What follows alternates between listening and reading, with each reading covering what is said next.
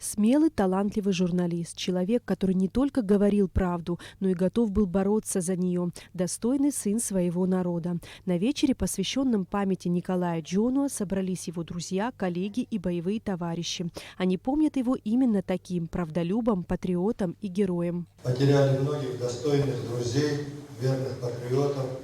И вот такие мероприятия были бы полезны для того, чтобы молодые люди, которые очень мало знают в этом периоде, узнали настоящих героев и патриотов своей страны.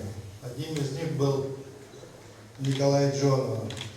Я его знал задолго до событий, тех политических событий, которые нас объединили в общей борьбе.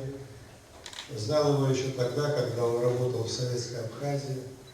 Я дружил с его братьями, тесно общались, бывали у него дома в поле, там у его братьев дома встречались. Но всегда его принципиальная позиция всегда удивляла. Он был такой правдолюб. И эта его принципиальность как раз и проявилась в тот период, когда его попросили издавать газету университетскую. Журналистская деятельность Николая Джонуа началась с газеты «Советская Абхазия». Позже он начал работать в редакции издания «Абхазский университет». С его приходом студенческая газета обрела политический характер. В ней стали публиковаться актуальные статьи на острые темы. Затем Николай Джонуа перешел на новый уровень. В 1989 году он основал газету Народного форума «Единение», в которой проработал вплоть до начала Отечественной войны народа Абхазии. Я был редактором абхазского варианта и белорусского русского варианта.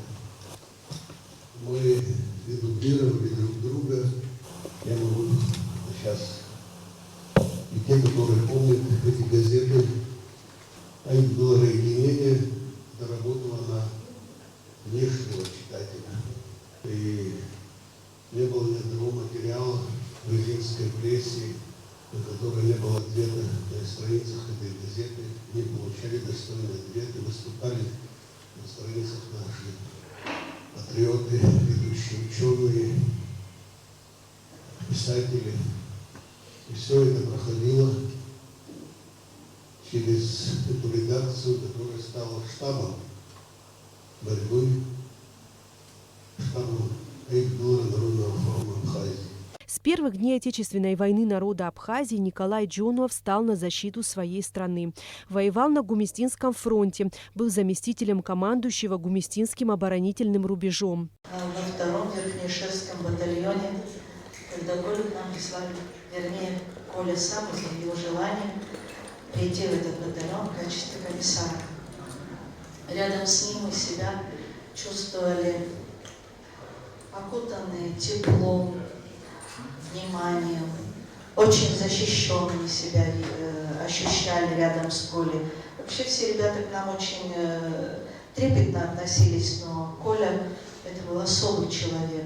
В ходе войны с яркостью раскрылся еще один талант Николая Джонуа. Испытывая глубокие переживания за родину, он написал ряд стихотворений, вошедших в золотой фонд абхазской фронтовой поэзии. Теперь в Музее боевой славы имени Ардзинба появилась еще одна небольшая экспозиция, посвященная Николаю Джонуа, человеку, так много сделавшему для своей родины. Здесь представлены написанные его рукой стихи, а также военные награды и благодарности. Эсма Гуланзе, Инала Гухава, Абхазское телевидение.